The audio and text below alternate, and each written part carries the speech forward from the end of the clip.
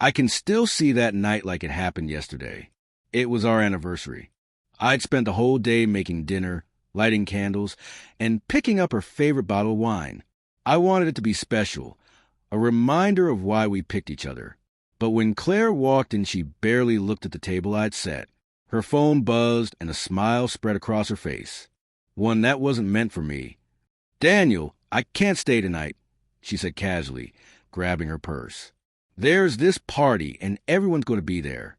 I don't want to miss it." I looked at the untouched table, then at her. "It's our anniversary, Claire.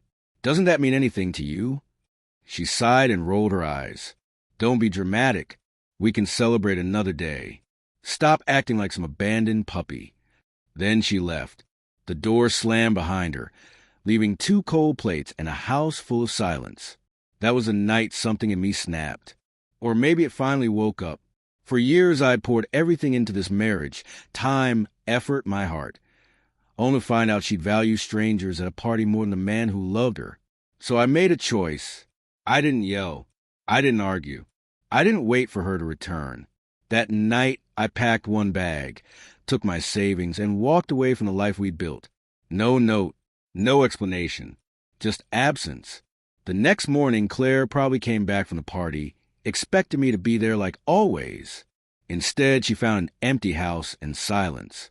Days became weeks, weeks became months. I cut off every line of contact. No calls, no emails, no messages. I disappeared from her world. At first, it was brutal. I missed her laugh, her presence, the small rituals we created. But whenever I thought about how easily she'd toss me aside for one night of fun, I remembered why I'd left. I started over.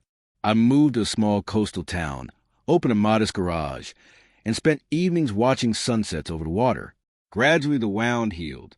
2 years passed. I thought I'd buried her memory for good, until fate intervened. One Saturday at the mall, I froze. Not far away stood Claire, but she wasn't the glamorous woman I remembered. Her clothes were worn, her eyes dull, her smile forced. When our gazes met, she dropped her shopping bag as if she'd seen a ghost. "Daniel," she whispered, voice shaking. I didn't reply at once. A rush of memories hit me.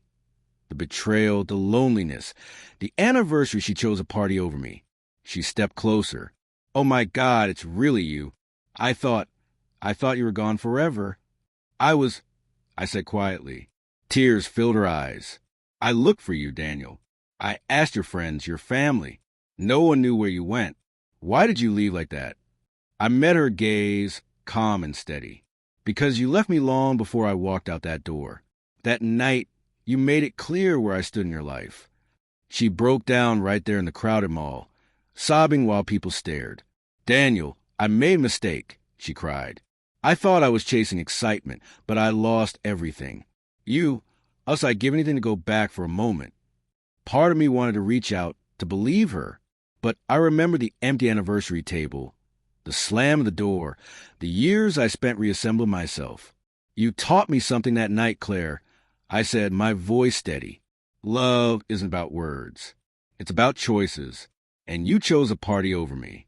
Once when you walked out, and again every day after when you never came looking." Her face folded into regret. "Please give me another chance. I can be better." I shook my head softly. "It's too late. I already found myself, and I'm not losing him again." With that, I turned and walked away, leaving her amid the echoes of what she'd lost. For the first time in years, I felt truly free. Not merely free from her, but free from the burden of her betrayal. Sometimes the sharpest revenge isn't rage or vindictiveness. It's peace. Mine began the moment I vanished.